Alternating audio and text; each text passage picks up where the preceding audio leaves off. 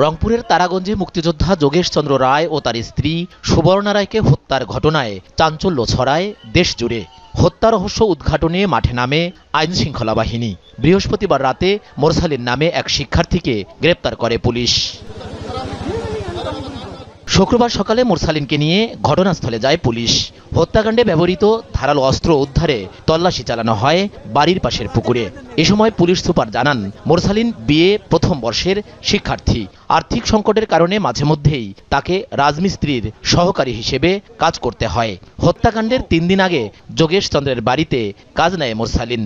Police সুপারের দাবি, 8,000 টাকা ঋণ পরিশোধের জন্য ওই বাড়ি থেকে অর্থ লুটের পরিকল্পনা করে সে। সেই পরিকল্পনা অনুযায়ী স্বামী স্ত্রীকে হত্যা করে মোরসালিন।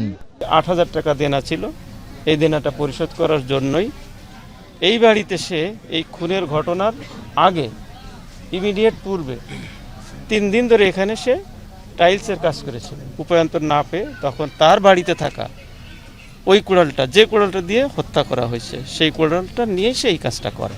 মোরসালিন পেশাদার খুনি নয় বলেও জানান পুলিশ সুপার। নিজ বাড়ি থেকেই তাকে গ্রেপ্তার করা হয়।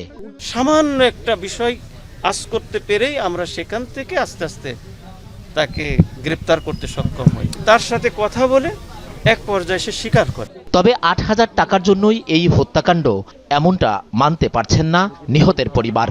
সুষ্ঠু তদন্তের দাবি তাদের। আসলে কি কারণে সে খুন করলো, 8,000 টাকার জন্য কি খুন করছে, না আরও এর পিছনে কোনো কিছু আছে, এটা তো জানতে হবে। মোরসালিনের বাবা মাকে খুঁজে পাওয়া যায়নি বাড়িতে। জোড়া খুনের ঘটনায় তার গ্রেপ্তারে হতবাক এলাকাবাসী। আমরা শুনিয়ে তো অবাক যে কোন ঘটনা। এর দাদা ছিল একটা মৌলানা। সে কি আদৌ খুন করছে কি না খুন করছে না, সেটাই আমরা জানতে চাই। সে এই যে খুন করা আজ থেকে 5-7 দিন হলো, সে দিব্যি চলাফেরা করতেছে, সবার সাথে মিশতেছে, তার মধ্যে আমরা কোনো অস্বাভাবিকতা পাইনি। গত রোববার তারাগঞ্জের পূর্ব রহিমাপুরের নিজ বাড়ি থেকে মুক্তিযোদ্ধা যোগেশ চন্দ্র রায় ও তার স্ত্রী সুবর্ণা রায়ের মরদেহ উদ্ধার করে পুলিশ। এ ঘটনায় মামলা করেন তার ছেলে শোভেন চন্দ্র রায়।